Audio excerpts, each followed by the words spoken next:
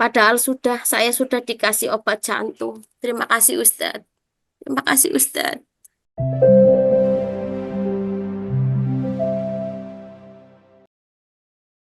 Assalamualaikum warahmatullahi wabarakatuh Ustadz. Waalaikumsalam Salam. warahmatullahi wabarakatuh. Saya sakit Ustadz, harus minum obat. Kalau minum obat mengakibatkan tidur terus sampai nggak sholat wajib. Gimana cara menggantinya Ustadz? Saya menyesal sekali kalau nggak sholat Ustadz. Sedangkan kalau nggak minum obat jadi bahaya Ustadz. Saya pernah memaksa dokter untuk minta obat biar nggak ngantuk, agar bisa sholat subuh, bisa tahajud. Ternyata obat itu malah bikin jantung dan sesak nafas. Setelah itu, setelah saya mengamalkan sholawat, jantung saya diperiksa sehat lagi, dok, Ustadz. Padahal saya sudah dikasih obat jantung. Terima kasih, Ustadz. Terima kasih, Ustadz. Tidurnya berapa jam kalau minum obat, Bu? Kalau tidur jam 10 ya sampai jam 5-an, Ustadz. Mungkin jam 6. Kalau tidurnya jam 10, bangun jam 5 berarti 5 jam. Berarti tidak ada masalah dengan sholat subuh. Ibu sholat subuh dulu, baru minum obat. Jadi kalau sholat subuh jam 5, kalau di Sumatera atau di Jawa jam 4, zuhur jam 12 itu udah bangun karena udah lewat 5 jam. Maaf Ustadz, minumnya malam, jam 10 malam. Jadi kadang subuhnya yang kelewat.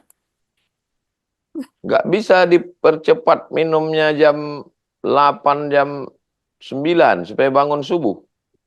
Kasihan anak sih, Ustadz nanti nggak makan, nggak belajar. Kalau dibangunkan untuk sholat subuh nggak terbangun. Berat sekali Ustadz. Bangun, dicuci muka, disemprot, Fatihah, kulhu, Fatihah, kulhu, Fatihah, inna atoina, Fatihah wal as. Sesingkat-singkatnya, 2 menit, 2 rakaat putus. Habis itu tidur lagi. Iya Ustadz, Insya Allah. Yang pertama, coba diakali supaya ibu makan obat habis dosis 5 jam bangun. Subuh, zuhur, asar, maghrib, isya. Seberat-beratnya nggak sanggup juga jamak tanpa kosor. Jamak, zuhur tetap 4, asar tetap 4, maghrib 3, isya 3, tapi nggak pakai kosor. Itu udah seberat-beratnya itu. Kalau masih bisa bangun, bangun. Mudah-mudahan ibu diberikan kesembuhan, kesehatan Allah Subhanahu wa Amin, ta'ala. amin. Amin, Allahumma amin. Ustadz, terima kasih Ustadz. Terima kasih. Ibu banyak solawat, istighfar, solawat, la ilaha illallah. Ya, Istighfar, solawat, la ilaha illallah. saya takut mati Ustadz. Saya takut Ah, sakaratul maut Ustadz. Allah ringankan. Allahumma hawwin alaina fi sakaratil maut. Allah ringankan kita sakaratul maut. Amin, amin. Terima kasih Ustadz. Barakallah. Terima kasih Ustadz Alvin. Jamaah semua mendoakan ibu. Amin. Terima kasih Ustadz. Jazakumullah khair. Baik, terima kasih Ibu Retno. Mudah-mudahan Allah berikan kesembuhan untuk Ibu Retno dengan sembuh yang sesembuh-sembuhnya, tidak ada lagi bekas, insya Allah ya. Amin, Allahumma amin. Ustadz, saya cuma mau tanya apakah bisa saya mengirimkan istighfar atau saya istighfar untuk orang tua saya, kedua-duanya sudah meninggal dan juga anak saya sudah meninggal. Itu aja Ustadz. Karena saya juga sampai sekarang masih belum bisa menghilangkan kesedihan saya, terutama setelah anak saya meninggal. Begitu saja Ustadz. Terima kasih. Assalamualaikum. Waalaikumsalam warahmatullahi wabarakatuh.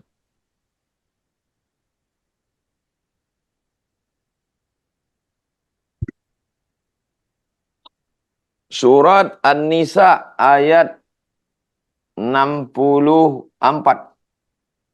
Surat An-Nisa ayat 64. Walau annahum izzalamu anfusahum. Kalau ada orang yang buat dosa, ja'uka, dia datang kepada Nabi Muhammad. Saya buat dosa. Saya datang kepada Nabi Muhammad. Fastaghfirullah. Saya minta ampun kepada Allah. Saya minta ampun kepada Allah. Astaghfirullah. Wastaghfara lahumur rasul. Rasulullah memintakan ampun untuk dia. Nah, ini dalil kita bisa memintakan ampun istighfar untuk orang lain. Bunyinya Allahumma ighfir lahu. Itu mengistighfarkan orang lain. Ini dalil boleh memintakan ampun orang lain. Ayah, ibu, istri, anak. Ya Allah, ampunkan aku, ampunkan ayahku, ampunkan emakku, ampunkan istriku, ampunkan nenekku, ampunkan guruku, ampunkan semua jamaah, ampunkan semua sahabat hijrah bersama Ustaz Somad. Nanti kalau datang laki-laki kemari, datang dia ke sini, minta ampun kepada Allah melalui dia. Nah, ini dalil kedua, bahwa kita bisa minta ampun kepada Allah melalui mulut orang. Pak Kiai, doakan saya kepada Allah supaya saya diampuni Allah ya Pak Kiai. Kata Pak Kiai, Allahumma ighfir lahu. Ya Allah, ampuni dia. Makanya waktu Uwais Al-Qarni datang ke Madinah, ke Makkah, mereka ramai-ramai minta supaya diampunkan Allah melalui Uwais. Jadi yang ibu lakukan baik. Ibu bacakan Allahumma ighfir lahu warhamhu wa'afihi wa'fu anhu. Ziarah ke kuburnya, Allahumma ighfir lahu warhamhu wa'afihi wa'fu anhu.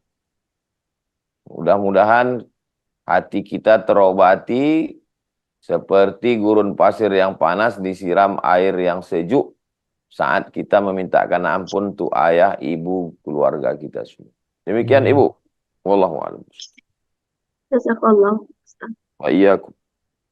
Asrama Pondok Tahfiz Quran Mahat Az-Zahra yang selama ini Bapak Ibu lihat, saksikan, support, bantu 2-3 sak semen batu bata sudah selesai. Barakallahu lakum fima ataitum wa barakallahu lakum fima abaqaitum wa ja'alaha lakum tahuran. Semoga Allah berikan berkah rezeki Bapak Ibu semuanya. Jamaah hijrah bersama Ustaz Abdul Somad, Sidak. Tak dapat saya sebutkan satu persatu karena banyak sekali orang-orang baik yang tidak pernah menyebutkan namanya, hamba Allah, hanya Allah yang dapat membalas kebaikan. Diberikan keluarga yang sakinah, mawaddah, warahmah. Diberikan keturunan yang soleh dan solihah. Diberikan rezeki berlimpah ruah, bisa berinfak, berwakaf, bersedekah sampai ke Baitullah, ibadah haji dan umrah. Husnul khatimah, masuk ke dalam surga bersama Rasulullah SAW. Ini asrama. Kelasnya kita baru tadi peletakan batu pertama di depan rumah kayu. Di rumah kayu di sebelah sana kita akan bangun kelas. Tadi peletakan batu pertama, satu hamparan itu ada 3 sampai ke atas 4 lantai. Insyaallah 18 kelas. Barakallahu fikum, jazakumullah khairal jazak. Wassalamualaikum warahmatullahi wabarakatuh.